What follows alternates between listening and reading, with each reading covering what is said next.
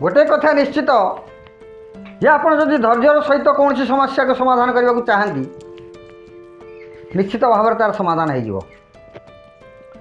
प्रत्येक समस्या समाधान मूल मंत्र हूँ धैर्य। नमस्कार बंधुगण मु आर के खंडेई आपन को स्वागत करुच्ची सर्ट स्टोरी को आपण मैंने आम मोटिवेशन स्टोरी को लाइक करूँ कमेंट करूँ शेयर करूँ सब्सक्राइब करूँ। बंधुगण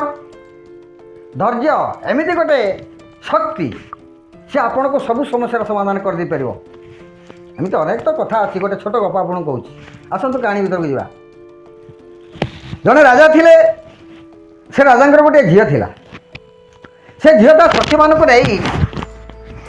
पहुँचला गोटे अरण्य भितर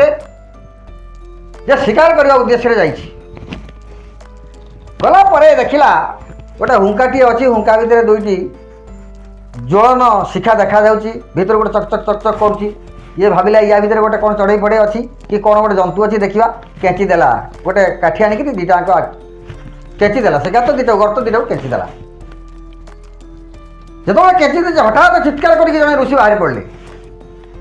रागी गले आखिर धार धार गड़ी जाऊँगी रक्त गड़ुची रागी गले कहले किए से अर्वाचीन किए मत अवस्था पकेला किए मत एमती दुख देला आ तो देखिपार ना कहले मुझे अभिशाप दूची हाथ धरी पकेले झील कहले महाभाग भूल हो जाए भूल हो जाए अभिशाप पाइबा पर जो अभिशाप कथा शुणिल तुम चई उठिल भूल करदेल किए तुम ना मुझे राज्य रजा झील कहले रजा झील ठीक अच्छे मु किंतु जो कष्ट पाई मु अभिशाप मो पाटर बाहर की देवी कौन अभिशाप देवी ना तुम राज्य आज कौन सी व्यक्ति झाड़ा जीवे नहीं कि परिस्रा जीवे आश्चर्य होगा झील कहला आज कहीं झाड़ा परिस्रा जीवे बचे केमी सखी मान धरी पलि आसला घरे पहुँचला बापा को कहला बापा कहले ऋषि कहीदे सतरे कौन हम देखा दिन गला 2 दिन गला 3 दिन गला प्रजा मैंने आंदोलन कले अरे आम झाड़ा कहीं होनु किमती कौन राजा के पाखे पहुँचले कहले वैद्य व्यवस्था कर झाड़ा हो नहीं परिस्रा हो नहीं गोटे कौन होगलानी आम पेट सब फुलले आम कहीं बचबू नहीं सब पेट फाटी राजा कहले अरे सतरे तो ऋषि अभिशाप पड़गला कौन कर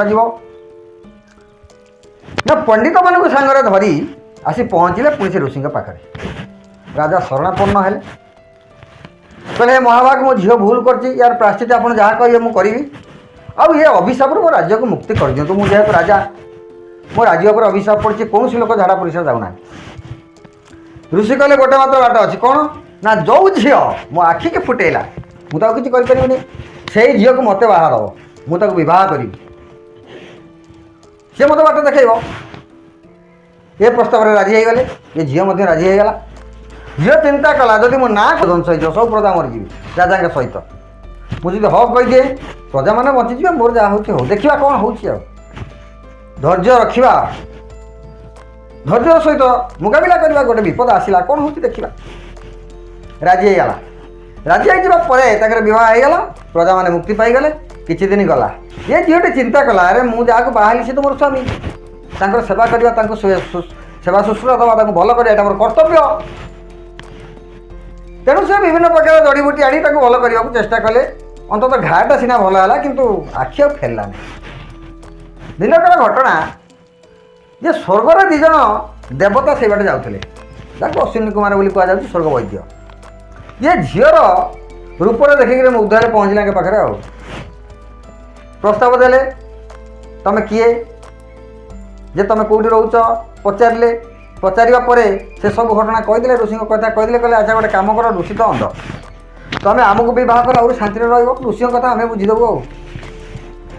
ये कहला स्वामी को छाड़ी तो मुझे जापर नहीं जदि तुम मत नब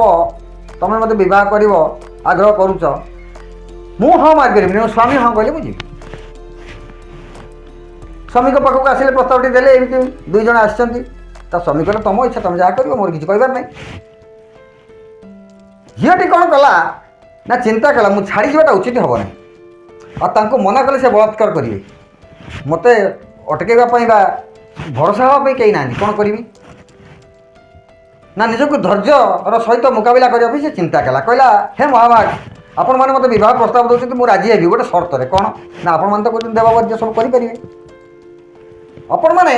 मो स्वामी आखि भल कर दिखाँ ऋषि आखि को भल कर दिखाँ मु आपन को बह कर कहले केमी भल कर तुम गोटे आखि दियो सी गोटे आखि दियो से भल लगे दियो तुम तो कर कम ये लोभरे कौन कले ना निज निजर आखि देदेले कहले हाँ ठीक अच्छे भल हो ऋषि भल हो जो पहुँचले पाखे देखीदे अश्विनी कुमार को देखीदे पाद तले पड़े नमस्कार कले झील मध्य पाद तले पड़ा उठिला झील हाथ जोड़ा कहला महाभाग गोटे कथा कहबी कौन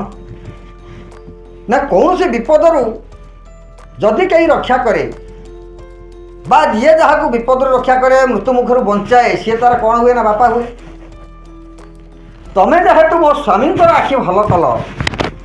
मोर दुर्दशा मेटाइल दूर करदेल तुम तो मोर बापा हेल अच्छा कह कौ जगार अच्छी कौ शास्त्र रे बाप झीर बाहर हो पार अश्विनी कुमार दुज जाक चमक पड़े कहला सत कथा गोटे बड़ असुविधा कथा होगा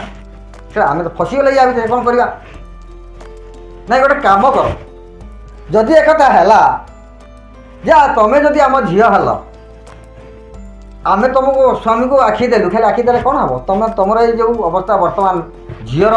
यही अवस्था यही बयस स्वामी जब यही अवस्था रुए से झील तो सुख पाइबनी तुम आम झील तुमको आम शांति दब आम कर्तव्य आम तुम स्वामी को पुनर्जौवन प्रदान दान कर दे पुणी यौवन में पदार्पण करदे ऋषि यौवन पाईगले उभय घर संसार कले सुखरे रही बंधुगण जदि सामान्य धैर्यच्युत होता ऋषि की छाड़ी से पलि था ताले काम रही न ना एक सतीत्व रही था ना एक महत्व रही था ना गप आज आपने शुणी था